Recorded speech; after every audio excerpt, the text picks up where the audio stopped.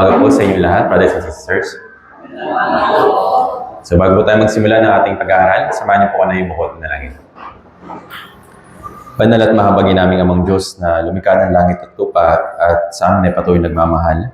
Una-una po sa lahat, nagpapasalamat po kami mula sa pagliligtas niyo po sa amin, mula sa aming walang hanggang kaparusahan sa impyerno.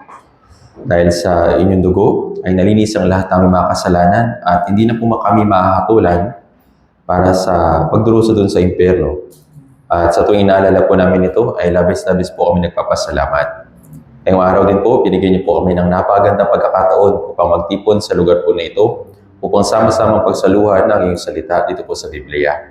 Tinadalangin po namin na sa orasin po na ito, ibigay niyo po sa amin ang mga salita na nararapat para sa aming Christian life at naway ito po yung maging kalakasan po namin sa natitira po namin buhay dito sa mundong ito.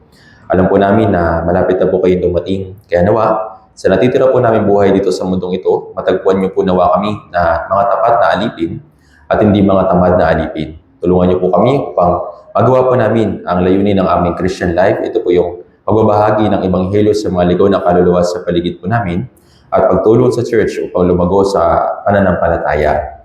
Alam po namin na kami rin po ay nangangailangan ng masigit pang karunungan, kaalaman, kaya pakiusap, puspusin po ninyo nawa kami ng kapangyarihan ng Espiritu Santo at naway tulungan niyo po kami upang masigit pa po namin ihandog ang aming sarili bilang alay sa iyong harapan.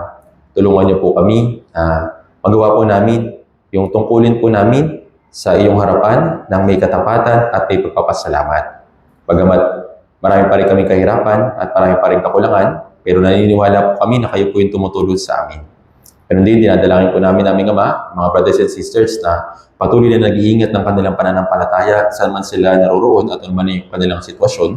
Pakiusap, punuin niyo po sila ng kalakasan pa upang magawa po nilang mapagtagumpayan ang mga pagsubok po na ito. Ganun din, maraming mga brothers and sisters na nakakaranas pa rin po ng mga kahirapan sa kanilang pisikal at ganun din sa kanilang espiritu. Pakiusap, tulungan niyo po sila, aliwin niyo po sila aming Ama upang hindi po sila malugmok sa kalungkutan at tulungan niyo po sila na magkaroon ng panibagong kalakasan sa pamamagitan ng iyong mahabaging mga kamay. Aming Ama, tulungan niyo po kami sa paghahanda para sa darating po na Bible Seminar na magsisimula po bukas. Naway tulungan niyo po kami upang magkaroon ng lakas ng loob, katapangan, upang maakay yung mga ligaw na kaluluwa sa paligid po namin para sila rin po ay makaunawa ng kaligtasan na ipinagkaloob niyo rin po para sa kanila. Alam po namin na mahirap po yung bagay po na ito, pero nagpapasalamat po kami dahil sa pagsama pa sa amin at paggamit sa amin para sa huling panahon na ito upang maligtas yung mga ligaw na kaluluwa sa paligid po namin. Kaya aming Ama, sa iyo lamang po namin ito pinagkakatiwala.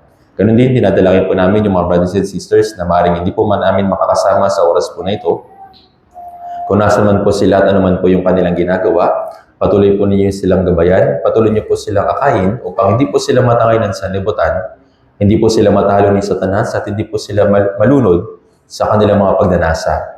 Tulungan niyo po yung bawat isa po sa amin upang tumayo sa iyong harapan nang walang dapat ikahiya. Sa oras po na ito, ay sa iyo lamang po kami aasa at magtitiwala. Maraming salamat po muli. Lahat po ng ito ay dalangin po namin sa mga pangyarihang pangalan ng Panginoong Jesucristo. Amen. Subuksan po natin sa ating mga Biblia sa ikalawang Samuel chapter 22.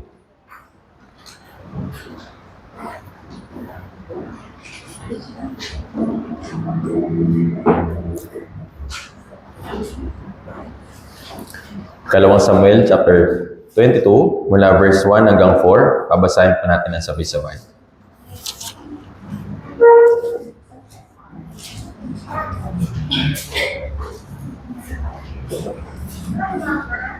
Ikalawang Samuel chapter 22, mula verse 1 hanggang 4. Babasahin po natin ito kapag nakita na.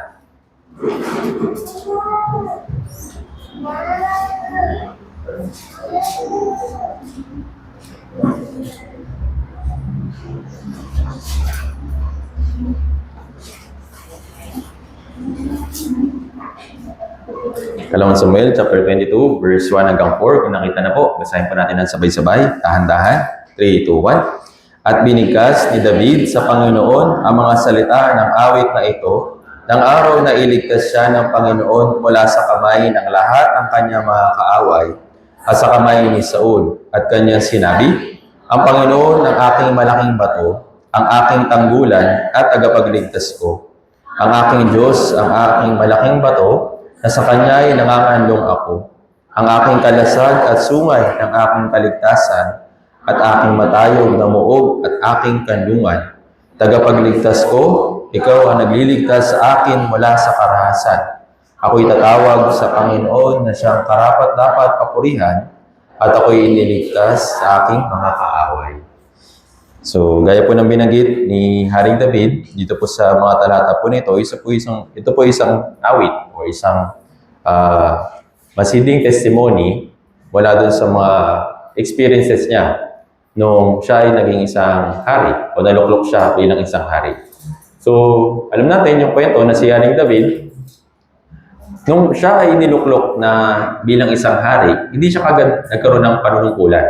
Dahil pagkatapos siya yung maging hari para sa mga Israelita, dito naman siya hinabol or gustong patayin ni Saul, yung hari ng Israel, yung unang hari ng Israel. So, sa mahabang panahon, hinabol ni Saul si Haring David at umabot ng daang taon o hindi naman daang taon, mahabang panahon o ilang taon.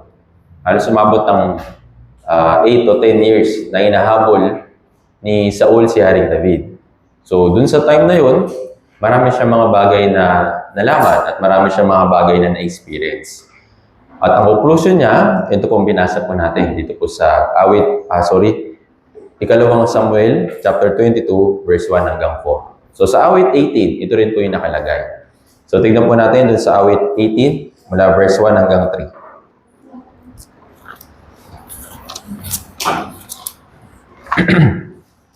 Awit 18, mula verse 1 hanggang 3.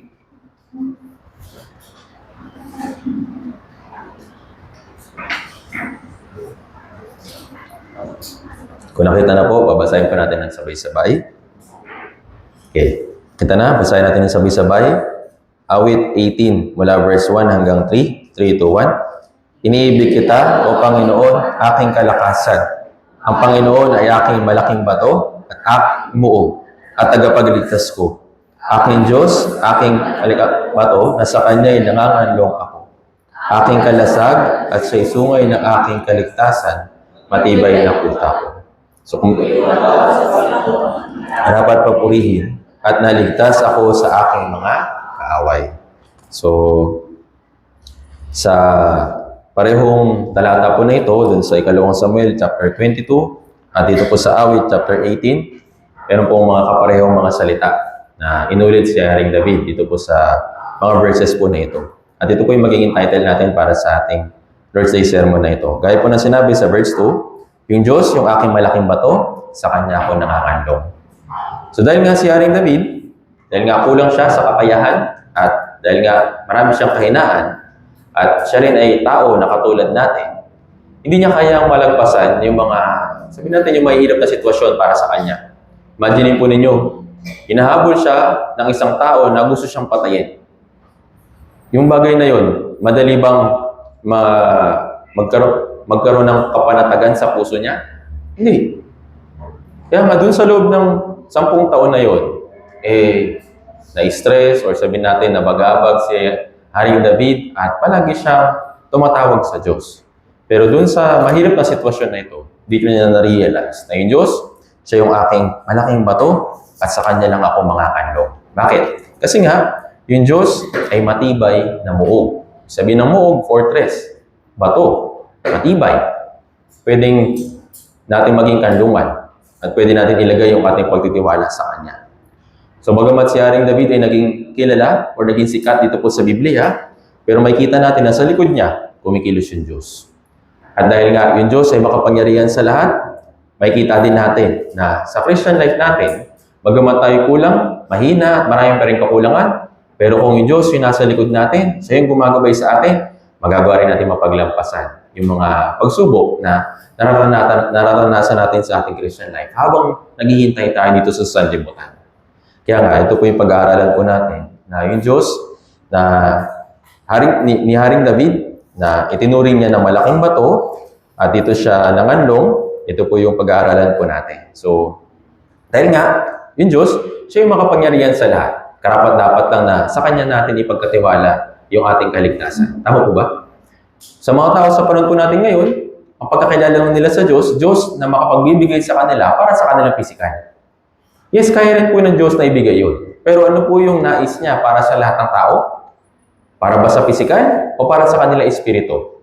Para sa kanila espiritu. Gaya na sinabi sa unang Timoteo chapter 2 verse 4. Yung Diyos, nagnanais siya sa lahat ng tao na yumaman o maligtas? Maligtas. Maligtas saan? Sa hirap ba dito sa mundong ito? Hindi. Maligtas mula sa kapahamakan sa impyerno. Kaya nga, yung Diyos, nagnanais siya sa lahat ng tao ay maligtas. Kaya nga, ito yung natupad na kalooban para sa atin ng Diyos. Kaya nga, yung spiritual na kaligtasan, unang dapat ipagkatiwala ng tao sa Kanya. Dahil nga sa panahon po natin ngayon, yung mga tao, dahil nga sa paglaganap ng kasamaan at yung mga tao patuloy na nagiging mapagmataas, inilalagay nila sa kanilang kamay yung kaligtasan para sa kanilang sarili. Kaya lagay nila na kapag okay yung pamumuhay nila, ligtas sila.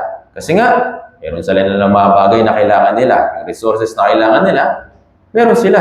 Kaya nga, nilalagay nila yung kanilang pagtitiwala sa kanilang sarili. Sinasabi ng iba na, mabait naman ako. Hindi naman ako kagaya ng iba na masasama.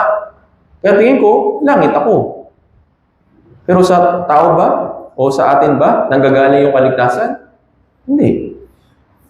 Kaya nga yung word na kaligtasan, ibig sabihin, iniligtas. Naintindihan po. Bakit iniligtas? Kasi wala tayong kakayahan para iligtas yung ating sarili. Siya yung Diyos na tagapagligtas. Yun yung pangalan niya. Naintindihan po.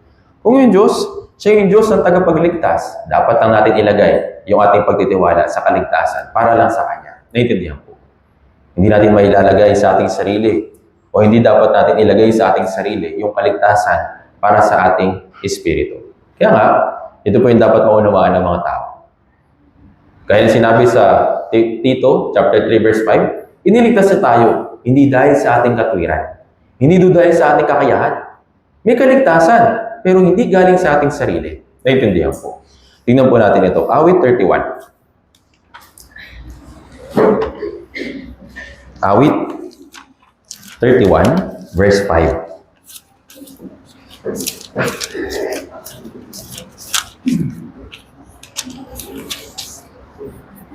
Awit 31, verse 5. Basahin po natin ng sabay-sabay. 3, 2, 1. Sa iyong kamay ay ipinagkakatiwala ko ang aking espiritu. O Panginoon, tapat na Diyos, inubos mo ako. Kaya nasabi dito, si Haring David, sabi niya, sa iyong kamay ipinagkakatiwala ko ang aking espiritu.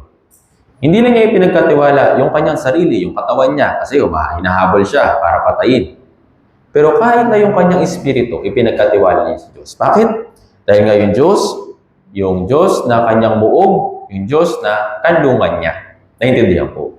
Kaya nga, yung spiritual na kaligtasan, karapat-dapat lang na sa Diyos manggaling. At dapat lang natin ipagkatiwala sa Kanya. Kaya sa panahon po natin ngayon, minsan, sa mga counseling, yung iba, panatag yung puso nila, naligtas sila kasi nakaka-attend sila sa church. Kasi nakagawa sila ng mabuti, nagiging masigasig sila. Pero, sa pagiging masigasig ba? Sa pag-attend ba sa church, may kaligtasan? Wala po. Actually, kahit hindi po tayo umattend ng church, na kahit anumang church, yung Diyos namatay pa rin sa krus. Tama po ba? Sinabi ba niya na, kapag umattend ka sa church na ito, maliligtas ka. Kapag nagpamembro ka dyan sa samahan na yan, sa organisasyon na yan, pwede ka pumasok sa langit. Yun ba yung kondisyon? Hindi. Namatay siya, kahit na tayo pa ay makasalanan. Gaya na sinabi sa Roma chapter 5, verse 8. Kahit anong tayo ay wala pang pagkakilala sa Kanya. Hindi pa natin siya alam, hindi pa natin kilala, hindi pa tayo buhay. Pero dahil sa Kanyang malaking pag-ibig sa atin, itinakda niya yung kaligtasan para sa ating espiritu sa pamamagitan ng paraan niya. Naintindihan po. Kaya hindi tayo maliligtas sa sarili nating gawa. Kaya kahit na si Haring David, may kakayahan, kahit na yung kanyang hukbo, palaging sumusunod sa kanya, palagi siya mayroong backup na mga sundalo, pero kanina ay pinagkakatiwala yung kanyang espiritu. Yan ang sabi dito, sa iyong kamay ay pinagkakatiwala ko ang aking espiritu. O Panginoon, tapat na Diyos. Ito po isa sa katangian ng Diyos. Tapat. Hindi siya magsisinungaling.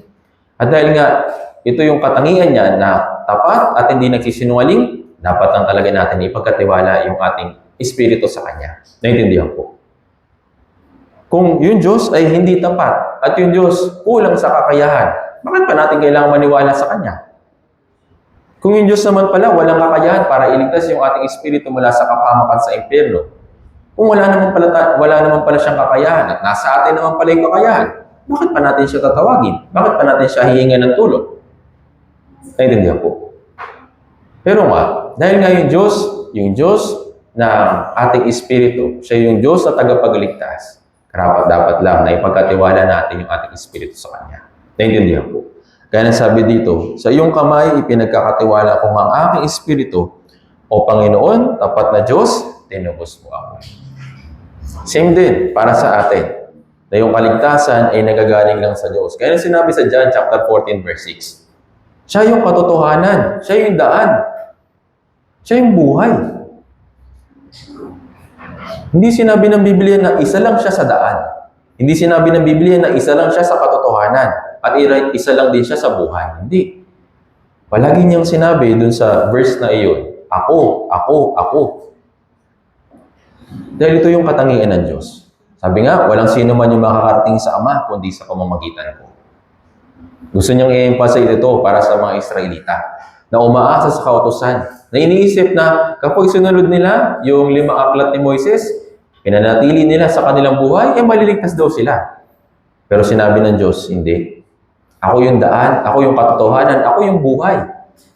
Kung hindi kayo dadaan sa akin, hindi kayo maliligtas. Yun po yung sinabi ng Diyos. Naintindihan po. Kaya nga, yung kaligtasan, karapat-dapat ang naipagkatiwala sa Kanya. Naintindihan po. Isa pa po, awit 52.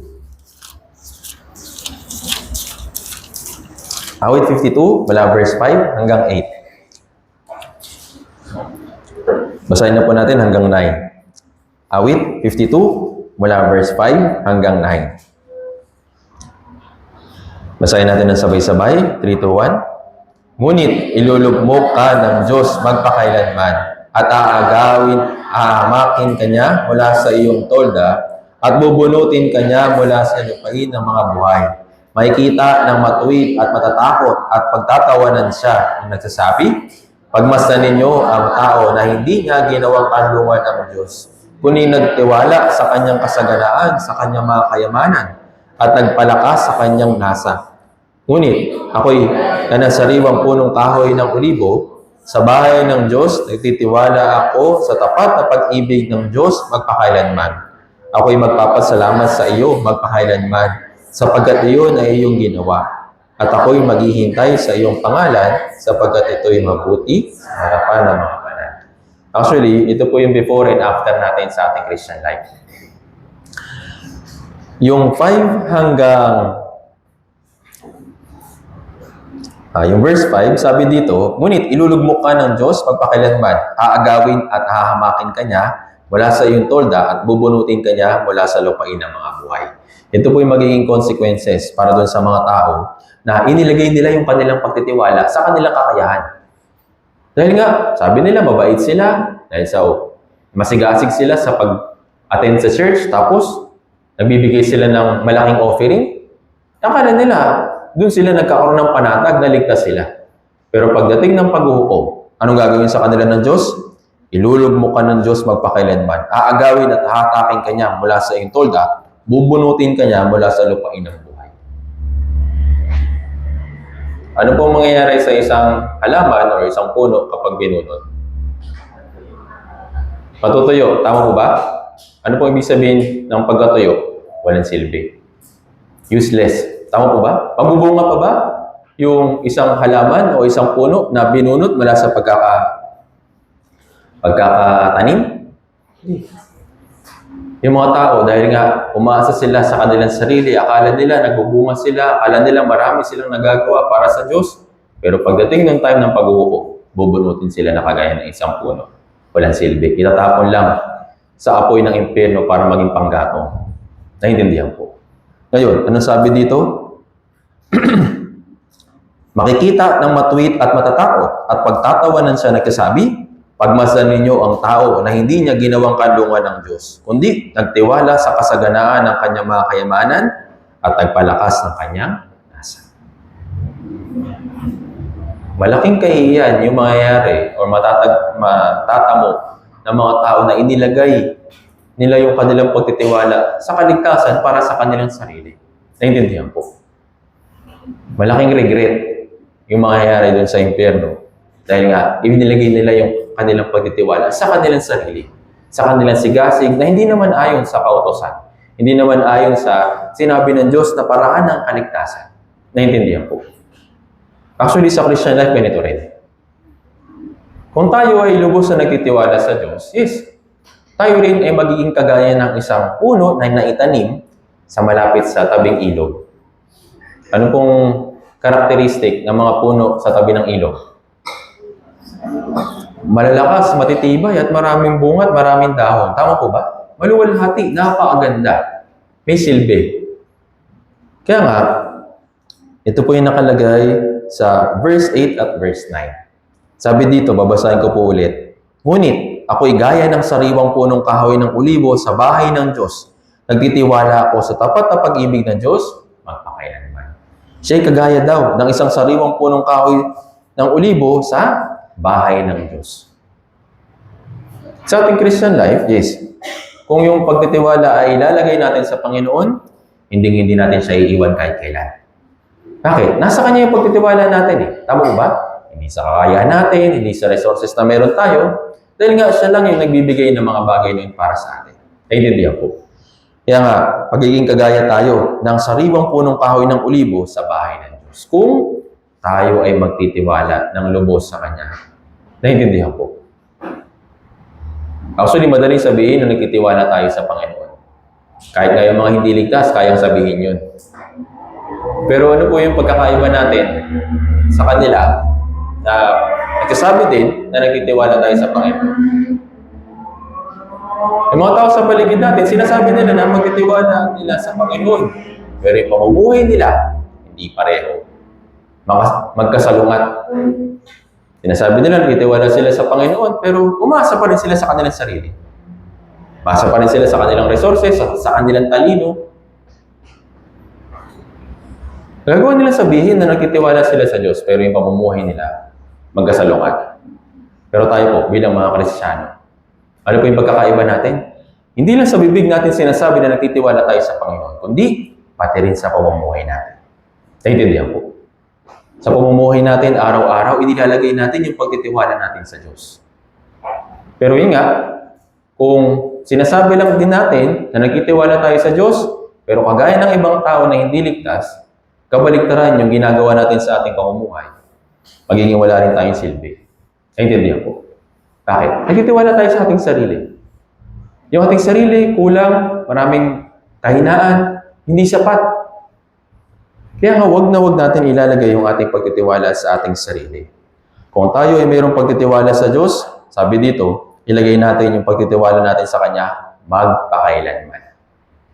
Sabi dito, nagtitiwala ako sa tapat na pag-ibig ng Diyos, magpakailanman. Kailan? Kailan yung magpakailanman? Walang hanggan. Tama po ba? Hanggang sa tayo ay umarap sa Kanya, ilalagay natin yung pagtitiwala natin sa Kanya. Ganon din po. Si Haring David, hindi lang siya nagtiwala sa Diyos nung nakikipaglaban siya sa mga oso, sa mga leon, nung tinalo niya si Goliath. Hindi lang po siya nagtiwala sa Diyos dun sa time na yun. Kahit na dun sa mahirap na sitwasyon, hinahabol siya para patayin at hanggang sa siya ay mamatay sa harapan ng Diyos, yung kanyang pagtitiwala ay nasa Diyos pa rin. Naintindihan po.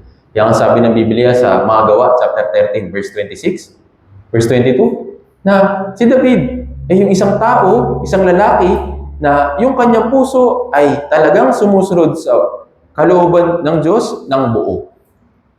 Naintindihan po. Kaya nga, may katangian po yung mga tao na inilalagay nila yung kanilang pagtitiwala sa Diyos. Kung yung tao, inilagay niya yung kanyang pagtitiwala sa Diyos, sa bandang huli, wala ka tong kabuluhan. Pero, dun sa mga tao na mahina, pero inilagay nila yung kanilang pagtitiwala sa Diyos, magiging kagaya sila ng sariwang punong kahoy ng ulibo. may kaluwalhatian. Naintindihan po. Bakit? Dahil nga, yung pagtitiwala nila ay nasa Panginoon. At ano pa yung isang katangian ng mga tao na nagtitiwala sa Panginoon? Kagaya ni Haring David, yung puso niya lagi nagpapasalamat. Grateful.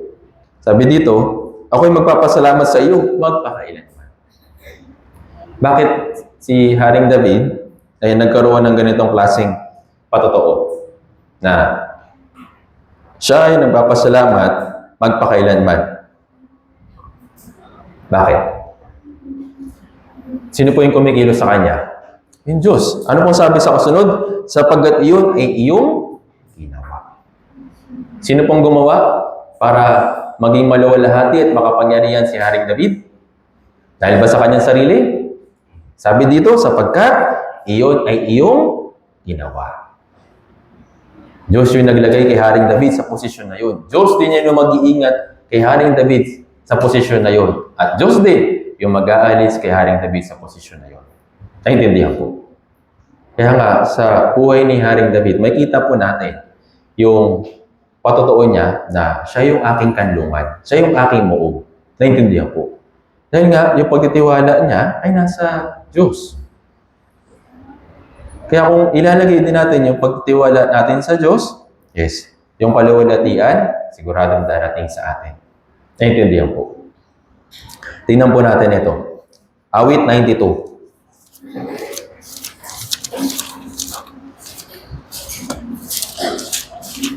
Awit 92, mula verse 12 hanggang 15.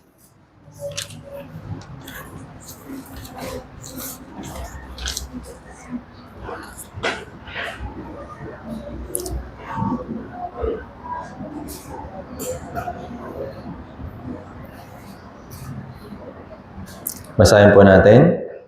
Awit 92, mula verse 12 hanggang 15. Basahin natin ng sabay-sabay. 3, 2, 1. Ang matuwid ay umuunlad na parang puno ng palma at lumalagong gaya ng sedro sa Lebanon. Sila'y nakatanim sa bahay ng Panginoon. Sila'y lumalago sa mga bulwagan ng aming Diyos. Sila'y namumunga pa rin sa katandaan. Sila'y laging puno ng dagta at kasariwaan upang ipakilala na ang Panginoon ay matuwid, siya'y ating malaking bato at walang kasamaan. Isa po sa katangian ng palm tree. Ano ba yung palm tree? Kadalasan siya natin nakikita. Yes, meron din po sa mga lupa. Meron din po sa mga, sabi natin, matatabang lupa. Pero alam niyo po, dun sa Israel, meron po mga palm tree na nasa gitna ng tuyo at tigang na lupain. Ito po isang katangian ng palm tree. Yung roots niya, lagi naghahanap ng tubig. Kaya yung palm tree, bagamat nasa disyerto siya, sabi natin, sa buhanginan at sa batuhan. Pero yung katangian niya ay palagi siya naghahanap, mas lalong na lumalalim yung kanyang ugat para makahanap lang ng tubig. Naintindihan po. Ngayon, sabi dito, ang matuwid ay umuunlad na parang puno ng palma at lumalagong gaya ng sedro ng Lebanon. Yung puno ng palma, isa rin po siya sa representation sa atin bilang isang Kristiyano na nagtitiwala sa Panginoon. Kahit na mahihirap yung sitwasyon. Sa disyerto, yes, tuyo. Kulang sa resources, kulang sa tubig. Tama ba?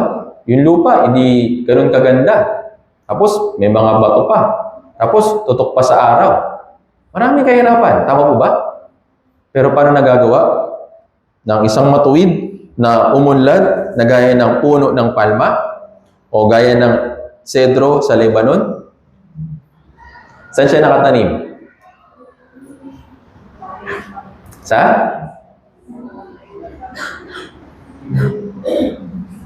Hindi po tinutukoy dito yung literal na puno, okay? Tayo po bilang isang Kristiyano, tinutukoy po dito. Kung tayo ay nagtitiwala sa Diyos ng lubos, ng buong buhay natin, kaya nang sabi dito, ilalagay din natin yung ating sarili dun sa lugar kung saan natin makukuha yung resources na kailangan natin sa Christian life natin. Saan yun? Sa church. Sabi dito, kagaya siya ng isang puno ng palma na lumalago, umuunlad, at nakatanim siya sa bahay ng Panginoon. Sa house of God.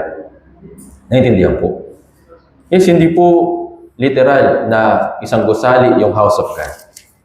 Ito po tumutukoy sa loob ng fellowship kung saan siya nakaugat. Naintindihan po. Kung yung isang Kristiyano ay nakaugat sa fellowship kasama ng mga brothers and sisters, yes, makukuha natin yung mga bagay na kailangan natin spiritual. Kaya nga, minsan, nakakapagtaka at nakakalungkot na mayroong mga tao na nagsasabi Kristiyano sila, pero umaalis pa rin sa fellowship. Naisip ko, meron pa bang ibang lugar na pwede kang mapagpunan ng kalakasan mo spiritually maliban sa church? Yun po yung tinatanong ko sa sarili ko. Kasi gusto ko sana yun. Pero wala na akong ibang lugar na matagpuan na kung saan lalago yung aking Christian life. Maliban sa church, maliban sa fellowship, maliban sa kasama ng mga brothers and sisters. Naintindihan ko. Kaya nagtataka po, bakit ganun? Kaya sabi na liligtas sila, pero umalis pa rin sila sa church. Kaya nakakalungkot. Naintindihan po. Nakakalungkot na baka sa iba na nila hinahanap yung kalakasan para sa kanilang Christian life. Maring nisip nila na yung mga kalakasan sa Christian life, pwede ko naman na munang isang tabihan. Kailangan ko munang hanapin yung para sa aking pisikal, para sa aking katawan. Ito po yung nangyayari sa huling panahon. Dito po sa panahon po natin bilang mga Kristiyano. Ano po ba yung dapat natin maging kaisipan pagdating sa pananatili sa church?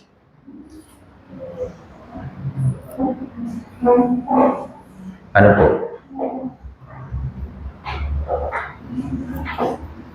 Kukuha muna ako ng mga bagay na kailangan ko sa physical, then tsaka ako mananatili sa church. Ganun po ba? Na kapag meron ka na, kapag busog ka na, kapag sagana ka na, tsaka mananatili sa church? Hindi. Ano ba yung dapat na maging kaisipan natin? Dun sa mga time na walang-wala ka na. As in, wala. Tuyo. Yun yung time na dapat manatili ka pa sa church. Naintindihan po. Kaya yung mga tao sa front po natin ngayon, akala nila na kapag nananatili sila sa church, uunlad yung kanilang pisikal.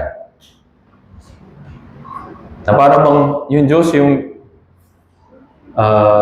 ang kaya nilang niyang ibigay, yung mga bagay na pisikal para sa mga tao. Hindi po. Actually, marami po ako ng mga nakitang brothers and sisters na habang sila nanatili sa church, mas lalo pa sila naging struggle. Mas lalo pa sila nahihirapan, mas lalo pa silang lumulubog sa kanilang Christian life. Pero hanga po ako dun sa mga ganong klaseng Kristiyano. Kasi kahit ganun na yung nangyayari, meron silang puso na manatili sa church. Ito rin po yung dapat na maging puso natin. Hindi yung kapag okay tayo, attend ako sa church.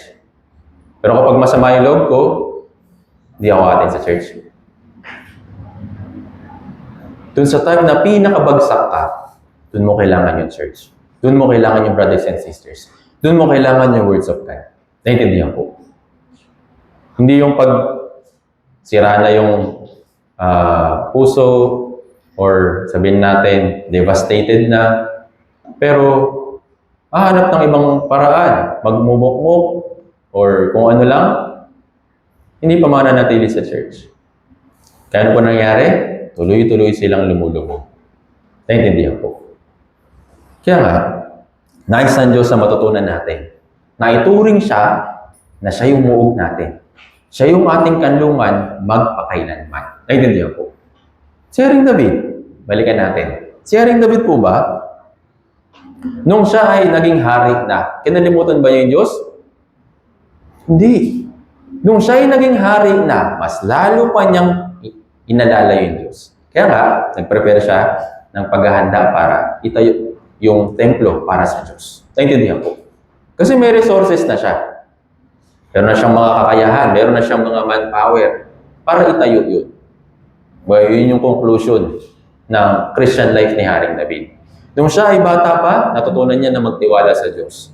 Nung kahit na siya ay tumatanda na, pero marami pa rin problema yung nangyayari, kumapit pa rin sa Diyos. At hanggang sa siya ay bago mamatay. Yung puso niya, nais pa rin niyang luwalatiin yung Diyos. Naintindihan po.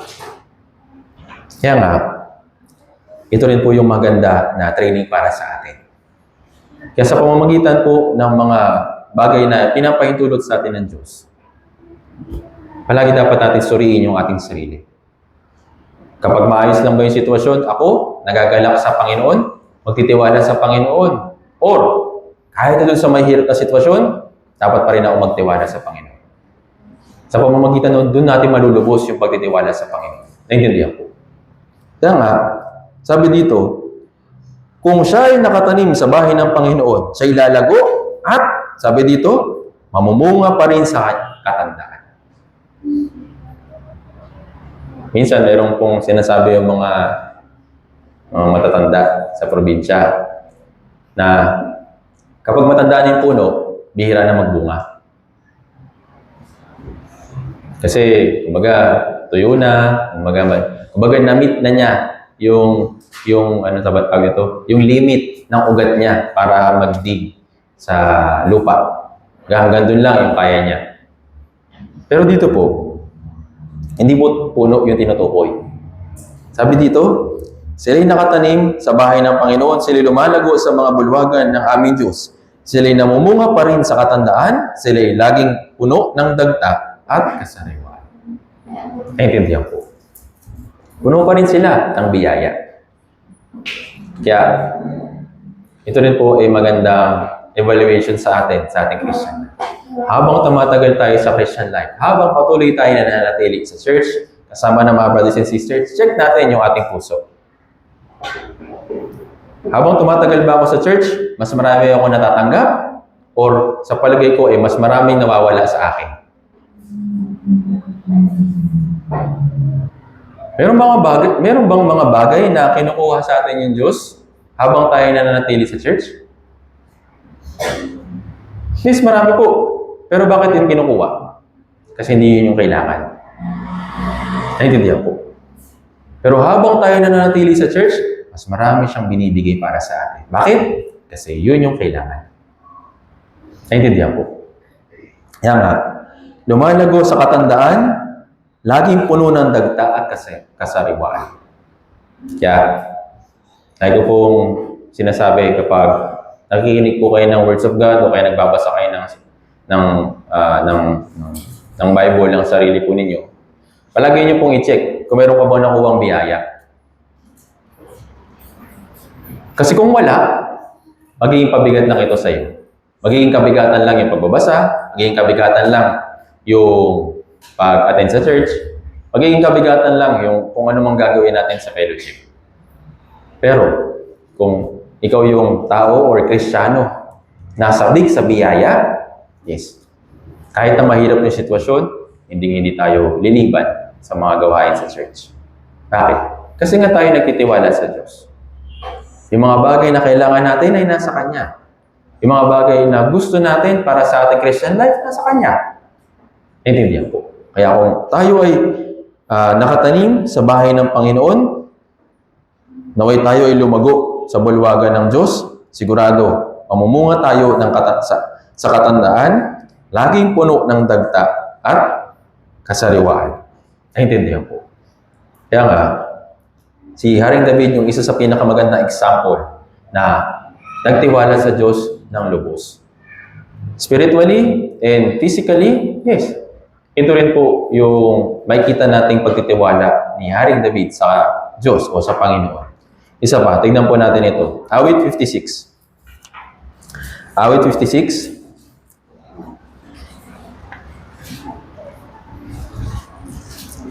Verse 4.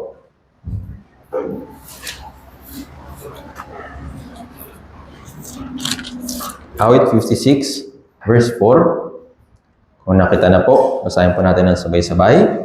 3, 2, 1. Sa Diyos ay pinuri ko ang sala, sa Diyos ay lalagay ko ang pagkawala, na naman sa akin ay noon gagawa.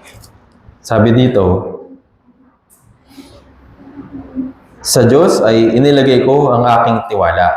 Ang laman sa akin ay ano ang magagawa. Para sa Kanya, yung kapangyarihan ng katawan ay wala nang magagawa sa Kanya. Bakit? Kasi yung Kanyang pagtitiwala ay nasa Panginoon. Naintindihan po. Same din po sa atin. Kung yung pagtitiwala natin ay nasa Panginoon, ipagkatiwala din natin kahit na pati doon sa ating physical na katawan. Physical na makakailangan. Naintindihan po. Huwag natin ilalagay sa ating sarili. Kadalasan pag nilalagay natin sa ating sarili, mas lalo pa tayo napapahamak. Naintindihan po. Mas lalo pa tayo nahihirapan sa ating Christian. Kagaya ni Haring David. Nabanggit ko po kanina na mahabang panahon siya na inahabol ni Haring Saul. Tama po ba? At sinabi po dito sa Biblia, kahit na dun sa sitwasyon na meron ng chance na patayin ni Haring David si Haring Saul, sabihin isang ano na lang, isang hakbang na lang. Pero hindi pa rin niya ginawa. Bakit? Kasi nga, yung Diyos yung sa Kanya, sa Diyos siya, sa Diyos niya yung pinagkatiwala kahit na yung kanyang laman. Naintindihan po. Kahit na si Haring David, yung nga gutom o kaya maraming pa rin kulang sa kanyang pagtakas mula kay Haring Saul, pero siya pa rin, iningatan ng Diyos sa kanyang physical na katawan. Tingnan po natin ito. Awit 18. Awit 18. Balikan po natin mula verse 16 naman hanggang 19. Awit 18 mula verse 16 hanggang 19.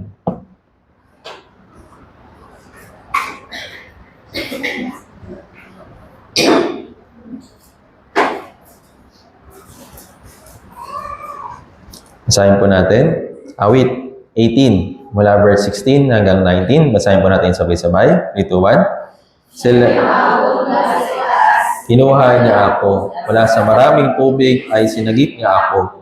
Iniligtas niya ako sa aking malakas na kaaway at sa mga napupuot sa akin, sapagkat sila'y napakalakas para sa akin.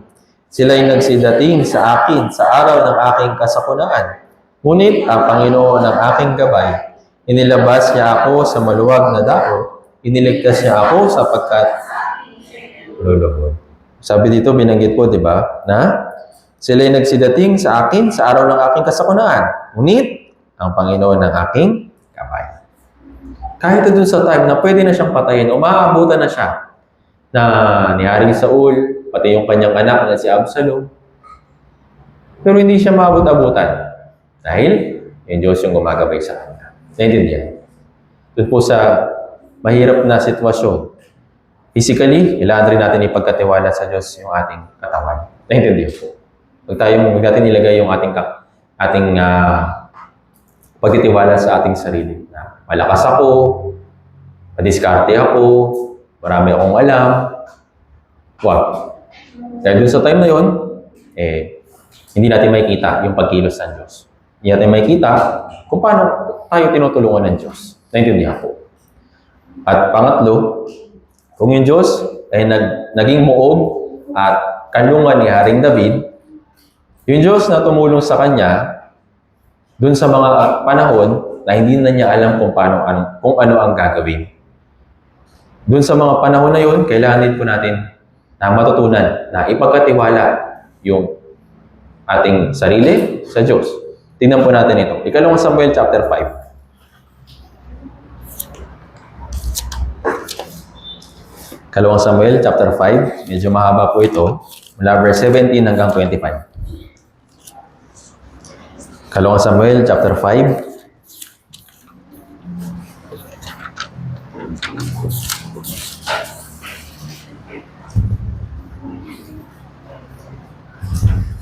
Makikita po ninyo yung title po dito, Tagumpay laban sa Filisteo.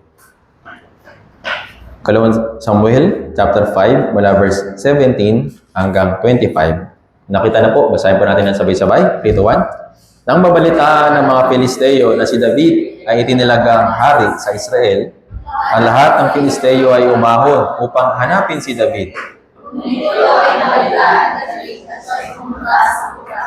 Ang mga Pilisteo ay lumapit at pumalas sa bigis ng pating. Sumanggo. Ngunit si David ang Panginoon. Tawag ba ako laban sa mga Filisteo? Ibibigay mo ba sila sa aking kamay? Sinabi ng Panginoon kay David, umahon ka sapagkat tunay na aking ibibigay ang mga Filisteo sa iyong kamay. Dumating si David, At sila'y tinangin doon ay David. kaya sinabi, winasak ng Panginoon na aking mga kaaway sa harap ko, gaya ng mga na baha. Kaya't ang pangalan ng dakong iyon ay tinawag na Baal Perazim.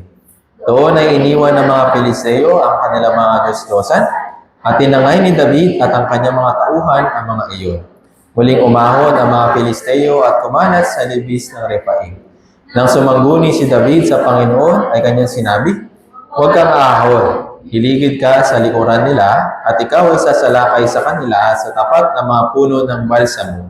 Kapag iyong narinig ang yabag ng lakad ng mga dulo ng mga puno ng balsamo, lumusog ka agad sapagkat lumabas na ang Panginoon sa harap mo upang lupigin ang hukbo ng mga Filisteo. Ngayon ang ginawa ni David gaya ng pinutos ng Panginoon sa kanya at tinalo niya ang mga Filisteo mula sa Geba hanggang sa dumating sa Gezer. So dito po sa tagpo po na ito, kaya po nang sinabi sa verse 17, nung si Haring David ay ginawa na siyang hari, maraming mga tao, pati yung kalaban niya ay against kay Haring David. Hindi lang po si Haring Saul, pati yung mga Filisteo. At isa sa mga Filisteo, isa yung mga Filisteo sa kalaban ni Haring David. Ngayon, nung nabalitaan daw nila na si Haring David ay naging hari na o tinalaga na bilang isang hari, anong ginawa nila? Nilusob sila. Maalala po natin yung kwento tungkol sa Independence Day ng Israel. Noong May 14, 1948, nung sinabi nila na magiging independent kami, anong ginawa ng mga Arab nation? Nilusob sila. Tama po ba? Ngayon, sino po yung tumulong sa Israel na manalo wala doon sa napakaraming mga kalaban ng Arab nation? Yung Diyos. Tama po ba? Ngayon, sino pong tumulong kay Haring David dito po sa time po na ito? Yung Diyos. Naintindihan po. Kaya yung Diyos noon, yung Diyos ngayon, at yung Diyos ay magiging mapakailanman. Siya yung tutulong sa atin. Naintindihan po. Pero kailangan po natin makita kung ano yung naging puso ni Haring David dito sa sitwasyon po na ito. Ngayon, dahil nga ipinagkakatiwala niya sa Diyos, yung kanyang sarili, hindi siya dumidiskarte ng kanyang sarili lang. Kahit na siya ay isang hari, kahit na marami siyang pwedeng utusan na lusubin yung mga Filisteo, pero kanino muna siya sumangguni? Sa Panginoon. Hindi siya nagtanong doon sa mga general na kasama niya. Hindi siya nagtanong doon sa mga tauhan niya na kaya ba natin sila? Anong magandang strategy? Hindi ganun. Nag-pray muna siya. Naintindihan po. Ito po isang gesture na lubos na pagtitiwala sa Diyos. Prayer muna, bago gawa. Hindi gawa, tapos ipag-pray. Naintindihan po, hindi po ganun. Kung meron tayong lubos na pagtitiwala sa Diyos, palagi natin ilagay siya sa ating harapan at hayaan natin siya na siya yung kumilos para sa atin, siya yung magbigay sa atin ng karunungan para kung paano tayo kikilos. Naintindihan po. Dito po, meron dalawang paglusob o paikipaglaban na ginawa si Haring David kasama yung mga Filisteo. Una, anong sabi ng Diyos? Lusubin mo sila. Naintindihan? Pero dun sa pangalawa, anong sabi ng Diyos? Wait ka lang. Naintindihan po. Hindi siya nagmadali. Hindi siya sinabi, Diyos, natalo namin sila nung una. Kaya yung pangalawa, kami na bahala. Hindi ganun. Naintindihan po. Palagi siya naghihintay sa Panginoon kung ano yung instruction niya. Bakit? Alam niya na kulang siya sa kakayahan. Alam niya na wala siyang magagawa kung wala yung tulong ng Diyos. Naintindihan po. Ito po ibig sabihin ng full dependent sa Panginoon. Naintindihan po. Kaya habang tayo ay tumatagal sa ating Christian life, ito rin po yung dapat na maging puso natin. Sa halip na maging mapagmataas or sabihin na natin, turing natin yung ating sarili na matagal na ako sa church, marami na akong alam, marami na akong ministry, ilang beses na ako nakatin sa kung ano-ano mga gathering sa Philippine Life Word Mission. Ano ba yung dapat na maging puso natin? Masigit na maging mapagpakumbaba. Naintindihan po. Habang tayo nagpapatuloy sa Christian life natin, dito natin mas nauunawaan na sobrang hina natin. Naintindihan po. Pero kung baliktad yung iniisip natin na habang tumatagal tayo sa churches, mas marami tayong kalakasan, mag-ingat po tayo. Naintindihan po. Huwag tayo maging kagaya ni Haring Saul. Si Haring Saul, sa umpisa, okay siya, humble. Pero nung nabigyan na siya ng posisyon, nabago na yung kanyang puso. Naging mapagmataas, umasa sa kanyang sarili. Merong isang kwento tungkol kay Haring Saul na hinihintay niya si Samuel na dumating. Hinihintay niya si Samuel na dumating para mag-start ng pag-aalay para sa Panginoon. Kaso nga lang itong si Haring Saul, nainip.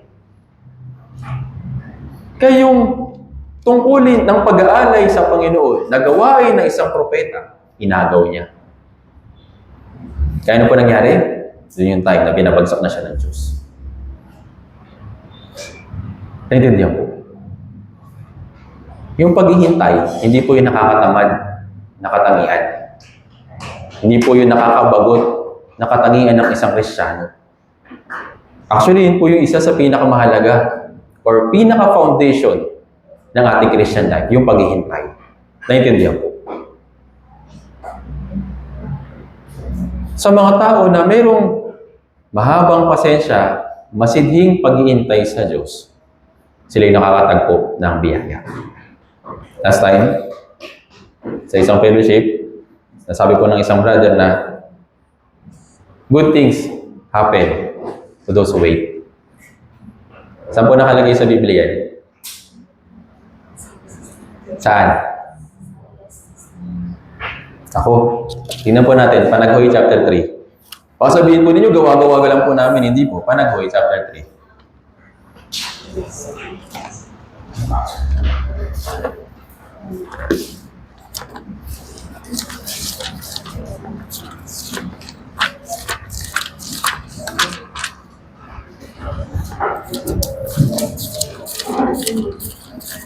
Alam niyo po kung nasan yung Panaghoy?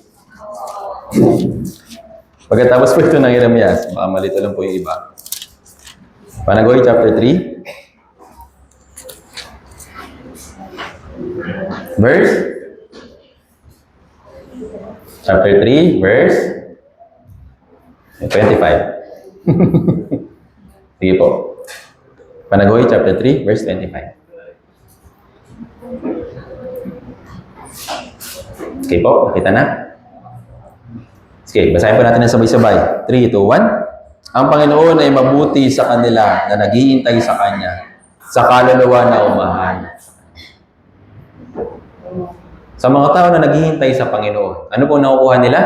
Kabutihan. Mabuti. Pero doon sa mga tao na mainipid,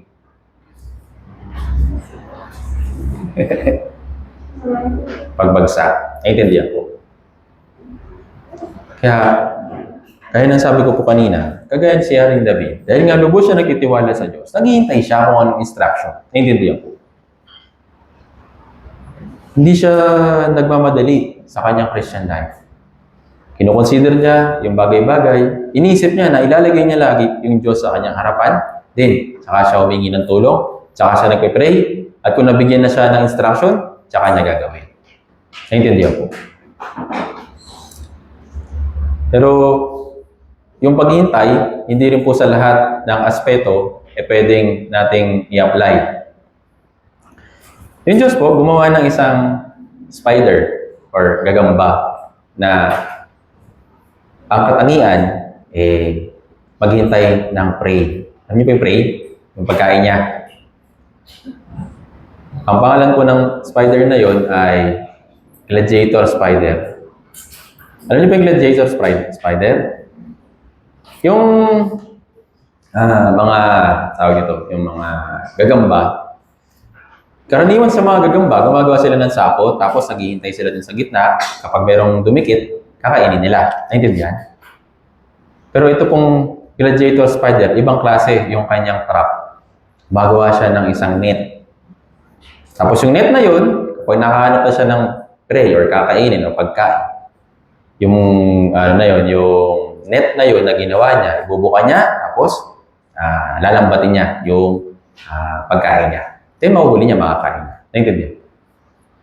Sa pagiging Kristiyano, yes, may mga bagay na tayo dapat hintayin. Lalo na dun sa mga time na talagang tinuturuan tayo ng Diyos na maging matiisin. Tinuturuan tayo ng Diyos na maging matyaga. Pero pagdating sa evangelism, hindi po tayo dapat maghintay. Hindi po tayo maging kagaya ng gladiator spider. Na maghihintay lang kung sino yung papaunlak sa invitation natin sa Bible seminar. Hihintay lang na, yung mga nagme-message, yung mga minessage ko noon, nagre-reply na ngayon. Magandang chance na ito. Pero ano po iba yung dapat natin maging puso pagdating sa evangelism? Maghintay o dapat natin hanapin sila? Naintindihan po. Maghintay na kagaya ng gladiator spider or hanapin natin sila? Meron pong yung mga apostol po ng time po na yon. Meron po silang traditional way na ginagawa para mamingwit o hindi mamingwit. Manghuli ng isda. Ano pong ginagawa nila Pedro nung bago sila tawagin ng Diyos? Ano pong ginagawa nila? Nag-aayos ng net. So, kumbaga tapos na yung kanilang pangingisda, nililigpit na nila. Kaya dito natin makikita yung pamimingwit nila or panghuhuli nila ng isda, hindi kagaya ng pamingwit. Yung pamingwit, maghintay ka lang kapag may kumagat dun sa bait, saka mo siya pwedeng hulihin. Tama po ba? Pero sila, pinupuntahan nila yung mga lugar kung saan merong maraming isda. Naintindihan? Then, doon nila tinatapon yung lambat nila, nakakahuli sila ng isda. Naintindihan po? Sa evangelism din, yes, kailangan po natin itong i-practice. Para ma-practice po natin ito, kailangan po natin tandaan na bawat isa sa atin ay parte ng net. Naintindihan po? Yung net, yes, yung Diyos yung nagtatapo nito. Nagsasagawa siya ng Bible seminar, nagsasagawa siya ng pagliligtas ng mga ligaw ng kaluluwa, nagkakaroon tayo ng schedule sa pangunguna ng Panginoon. Naintindihan? Pero bilang isang Kristiyano, ano po yung dapat na maging puso natin? Ano po yung tsura ng net para makahuli ka ng maraming isda? Ano po? Natural, dapat walang sira. Tama po ba? Kasi kung butas yan, kahit gaano pa kaganda yung lambat mo, kung meron naman palang yung butas or sira, hindi ka makakahuli. Makakatakas lang sila. Tama po ba? Sa church, bilang parte ng katawan ni Kristo, kailangan natin pag-isipan at tayo po'y kabahagi ng isang lambat. Yung lambat, meron siyang formation. Tama po ba? Minsan pa-cross, minsan pa-square. Tama po ba? So, kailangan panatilihin ng lambat yung bond nila sa isa't isa para magawa nilang makahuli ng isda. Tama po ba? Pero paano kaya kung ilang lambat? Yun nga, butas. Sa umpisa, maraming nalalambat. Pero katagalan, unti-unting nawawala. Actually, wala nang problema sa paggagawa natin ng Bible seminar. Dapat po naman talaga na gawin natin yung Bible seminar. Pero ano po yung kasunod na tungkulin sa Bible seminar? Ano po? Pag-alaga.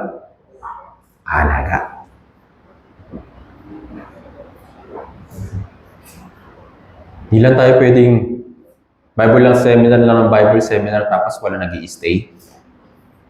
Yes, mahirap talaga na mag-evangelize. Mahirap talaga sila natulungan na mag-stay. Natural yun kasi hindi pa sila ligtas. Tama po ba? Pero kailangan natin suriin yung ating sarili. Baka mamaya, isa ako dun sa net na butas. Dahil sa puso ko, yung nakikibahagi, yung puso ko malayo sa brothers and sisters, yung puso ko ayaw gumawa para sa kalooban ng Diyos, sa halip na gumawa kasama ng mga brothers and sisters, iba yung inaatupag. Kaya ano mangyari dun sa net? Butas. Naintindihan po. Kaya, tandaan po natin. Yes, kalooban ng Diyos para sa atin na magligtas. Pero hindi lang po natatapos doon. Nagsasama-sama tayo sa church, magtutulungan tayo para palaguin yung ating Christian life para doon sa mga bagong naliligtas, maalagaan sila. Naintindihan po. Kaya naman, pagdating sa pagtitiwala sa Diyos, yes, ilagay natin palagi yung ating sarili. Kasama siya. Kasama ng mga brothers and sisters. Sa pamamagitan nito, magagawa natin yung kanyang kalooban kahit na mahirap yung sitwasyon. At sa paggawa natin ng sama-sama sa kalooban ng Diyos, sa pag-evangelize, Diyos yung gagawa para magligtas na mas marami pang mga ligaw ng kaluluwa. Kagaya ng nasa mga gawa. Nung maligtas, yung 3,000 na mga tao, nung nangaral yung mga apostol, nung bumaba sa kanilang Espiritu Santo, pagkatapos, ano pong ginawa ng mga, bago po yun, ano pong ginawa ng mga apostol o yung mga brothers and sisters? Tingnan natin. Gawa chapter 2. Gawa chapter 2. Basahin po natin.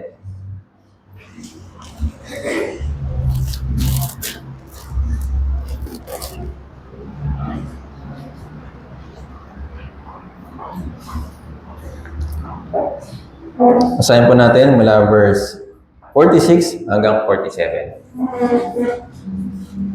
So, bibilisan ko na rin po. Gawa chapter 2, verse 46 hanggang 47. Kung nakita na po, basahin po natin ng sabay-sabay. 3, 2, 1. At araw-araw, habang sila ay magkakasama sa templo, sila nagpuputol-putol ng tinapay sa bahay at nagsasalo-salo na may galak at tapat na puso, na nagpupuri sa Diyos at nagtatamo ng lugod sa lahat ng tao at idinaragdag sa kanila ng Panginoon araw-araw ang mga bago idagdag ng Diyos yung mga tao na maliligtas. Ano pong ginawa ng mga brothers and sisters? Pagsasama-sama. Naintindihan po. Tuwing kailan? Ito po yung ipinahintulot sa kanila ng Diyos. Parang iba isipin, wala na ba sila ibang ginagawa?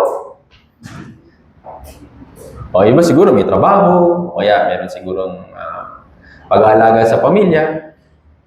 Pero ano po yung araw-araw nilang ginawa? Hindi lang po ito.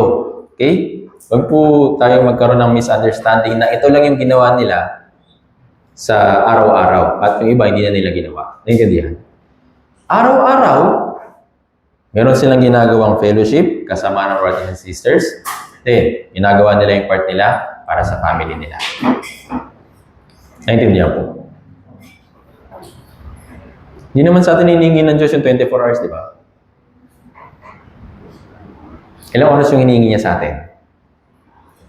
Actually, hindi naman natin lubos na makakalculate yung oras na ibinibigay sa atin ng Diyos.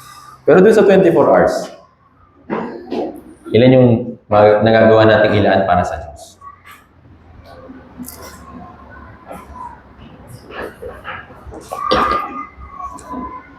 Meron pong isang sermon, ewan ko napakinggan nyo na. Bakit po tinawag na Lord's Day yung Lord's Day? Yes, araw ng Panginoon. Ano po ibig sabihin ng araw? Sa buong araw? 24 hours, tama po ba? So yung buong 24 hours ay para sa Panginoon. Nasa bahay ka man, kasama mo yung family mo, yung mga tao na kasama mo na kailangan mo silang matulungan, yung mga bagay na kailangan mong gawin, dapat sa Panginoon. Naintindihan po. Pero yun nga, iba, hindi na nagiging Lord's Day. Lord's Hour lang. 2 hours lang, sapat na. Then, dun sa remaining na oras, para na sa akin. Para na sa amin. Para na sa leisure. What? Ano po yung dapat natin na palaging tandaan? Kumakain man tayo, ano man yung ating ginagawa, gawin natin lahat para sa ikaluluwalhati ng Diyos. Naintindihan po. Yun po yung buong araw para sa Panginoon. Kaya palagi natin tandaan na si Haring David, yes, isa rin po siya sa magandang example para sa atin. Para sa pagtitiwala at lubos na pagsunod sa kalooban ng Diyos, kaya nagagawa niyang mapagtagumpayan yung kanyang mga kahirapan noong time na nilusob nila yung Filisteo. Naintindihan po. Ngayon, pang-apat, si Haring David, nagawa niyang ipatotoo na yung Diyos yung kanyang muog at kanlungan dahil yung Diyos para sa kanya, ito yung nagbibigay ng kaaliwan. Tingnan po natin ito. Awit 94.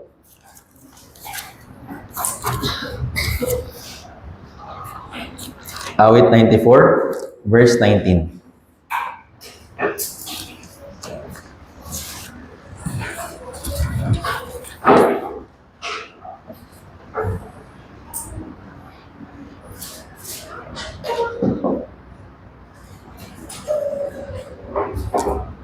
Awit 94, verse 19. Basahin po natin ang sabay-sabay. 3, 2, 1. Kapag sa aking puso ay maraming pag-aalala, ang iyong mga pag-aaliw ay nagpapasaya sa aking. So, ano pong sabi dito? Kapag yung puso daw natin, maraming pag-aalala. Sino nagbibigay ng comfort para sa atin? Ang Diyos. Kaya karapat-dapat lang talaga na ilagay natin o ibigay natin yung pagtitiwala natin sa Kanya. Kasi nga, siya yung makapagbibigay sa atin ng kaaliwan, ng kasayahan, kapag marami ng pag-aalala. Naintindihan po. Yung pag-aalala, iba't ibang level para sa atin. Pero kagaya ni Haring David, marami siyang pag-aalala. Nahabol siya, gusto siyang patayin, kulang yung resources na meron sa kanya, pero sa kabila ng pag-aalala niya, nahanap pa rin niya yung kaaliwan. Bakit? Dahil sa Panginoon. Isa pa po, Awit 61. Awit 61, mula verse 1 hanggang 3.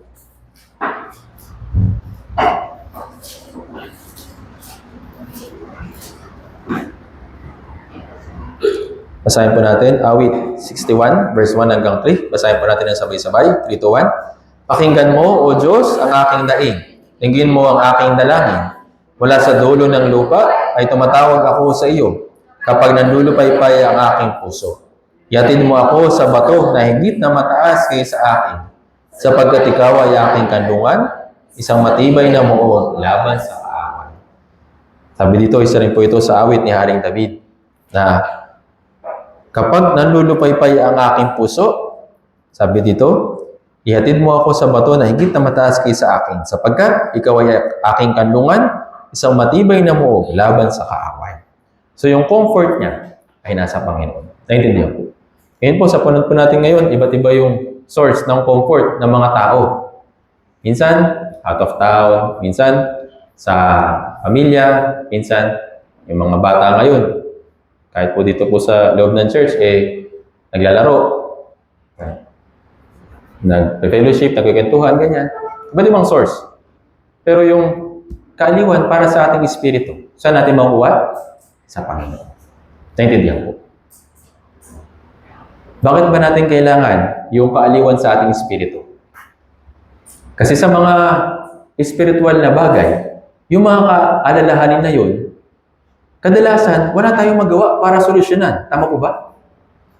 Siguro sa mga physical na bagay na kulang sa atin, sa mga bagay na hindi natin magawa physically, materially, pwede natin hanapin sa ibang paraan. Pero pagdating sa kaaliwan para sa ating espiritu, sa ating puso, kanino dapat manggaling? Sa Panginoon. Naintindihan po. My comfort is from the Lord. Ito po yung hinahanap lagi ni Haring David. Kapag nandun siya sa mahirap na sitwasyon, kapag nandulupaypay siya, kapag marami siyang alalahanin, ang hinahanap niyang kaaliwan ay sa Panginoon. Naintindihan po. Kaya nga, si Haring David, nilagay niya yung kanyang pagtitiwala sa Diyos kasi yung Diyos matibay na mapagbibigay sa kanya ng kaaliwan. Siya ay tapat at may pag-ibig magpakailanman kaya nakukuha niya yung kagalakan para sa kanyang puso. Naintindihan po. Dahil yung Diyos ay tapat. Sa pamamagitan po nito, sa ating Christian life, yes, dapat din po natin ilagay yung ating puso sa comfort mula sa Panginoon. Hindi po sa mga bagay ng sanlibutan. Yung mga bagay ng sanlibutan, may hangganan. Yung mga bagay ng sanlibutan, kagalakan, kasiyahan para sa katawan. Pero pagdating sa ating espiritu, tanging sa Diyos lang po natin ito makukuha. Naintindihan po. Kaya nga, si Haring David, lagi niyang nire-remind yung kanyang sarili na siya ay yung kasiyahan niya ay sa Panginoon. Ngayon, sa buhay po ni Haring David, makikita din po natin yung isang mahalagang bagay na kung paano siya nagtiwala sa Diyos sa kanyang Christian life. Sa iba't ibang mga aspekto. Naintindihan po. Spiritually, pinagkatiwala niya yung kanyang puso sa Diyos. Ang kanyang kalagayan. Physically, materially, lahat ng aspeto, ipinagkatiwala sa Diyos. Ngayon, binigo ba ng Diyos si Haring David? Hindi. Hindi niya binigo si Haring David. Doon sa mga tao na nagtitiwala sa Diyos, yung mga tao na inilalagay yung pagtitiwala sa Diyos, Diyos yung masigit na nagpapakita ng pag-ibig sa kanila. Pero dun sa mga tao na medyo-medyo lang, o kaya minsan half-hearted pa, hindi nila malubos yung pagtitiwala sa Diyos kasi umasa pa rin sila sa kanilang sarili. Naintindihan po. Tingnan po natin ito. Ikalawang Samuel chapter 22.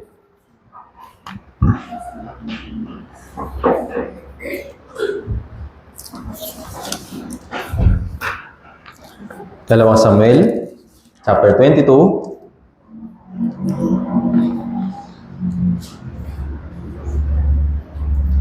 Verse 47 hanggang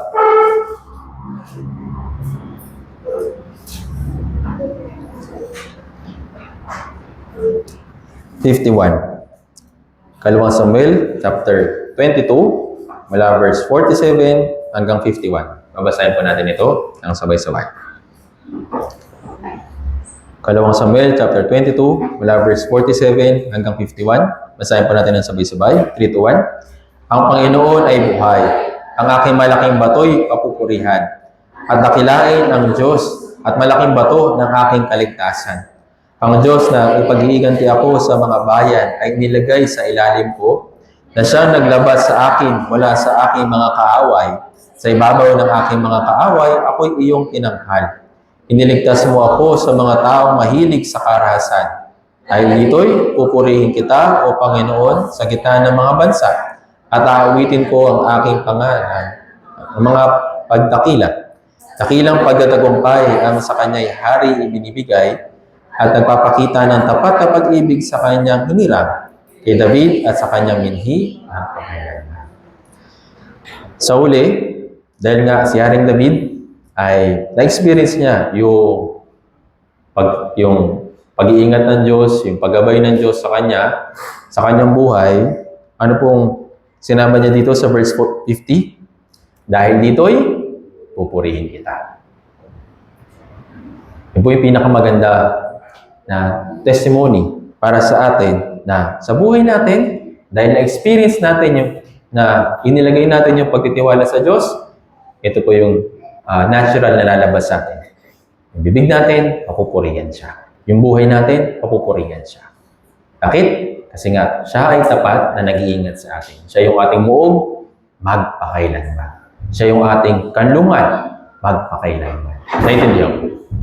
Kaya, nawa tayo po, brothers and sisters, palagi natin mailagay yung pagtitiwala sa Diyos. Hindi niya sinabing ilagay yung pagtitiwala natin sa Kanya kung kulang naman siya sa kakayahan. Naintindihan? Lagi niyang nire-remind sa atin na huwag kang magtiwala sa sarili mo. Sa akin kang magtiwala.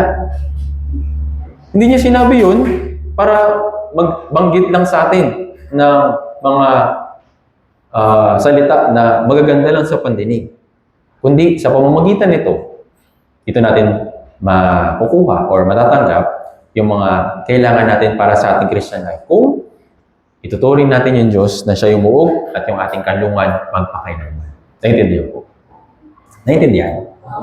Sana po sa pagdating ng Panginoon ay matagpuan tayo na hindi lang basta ginagawa yung kanyang kalooban, kundi yung puso natin ay palagi nagtitiwala sa Diyos hanggang sa uli. Hanggang sa siya ay dumating na kunin na tayo dun sa kanyang kaharian. Tayo pong lahat ay mukot manalangin. Banal at mahabagin namin amang Diyos, Nagpapasalamat po kami unang-una po sa lahat sa dakilang kaligtasan na pinagkaloob niyo po para sa amin. Salamat po aming Ama sa patuloy po ninyong pag-iingat at paggabay sa bawat isa po sa amin sa aming Christian life. Alam po namin na kami po ay may katigasan, madali pa rin natatangay ng sanlibutan at hindi lubos sa sumusunod sa inyong kalooban. Pero dahil po sa inyong mahabaging mga kamay, ay nakakapanatili kami sa church kasama po ang mga brothers and sisters sa tulong po ng Espiritu Santo. Kaya labis-labis po kami nagpapasalamat. Aming Ama, lalapit na po yung pagtatapos ng taon po na ito. Pakiusap, tulungan niyo po nawa kami sa paggawa o pagtupad ng iyong kalooban para po sa gaganapin po namin na Bible Seminar para sa taon po na ito. Ito po yung huli po namin Grand Bible Seminar para sa taon na ito. Pakiusap, tulungan niyo po yung bawat isa po sa amin upang magkaroon ng puso na sama-sama pong gumawa para po sa inyong kalooban para masigit na mas maraming mga ligaw ng kaluluwa yung makarating sa kaligtasan. Alam po namin na hindi po sapat yung aming paghahanda, hindi po sapat yung aming panalangin, hindi po sapat yung aming mga kakayahan o mga resources. Pero aming Ama, pakiusap, kumilos po nawa kayo sa amin, kayo po yung manguna sa amin, at kayo po yung maggabay sa amin sa direksyon na naayon sa inyong kalooban. Muli maraming salamat po sa ilaman po namin ito pinagkakatiwala. Lahat po na ito idalangin po namin sa makapangyarihang pangalan ng Panginoong Hesus Kristo.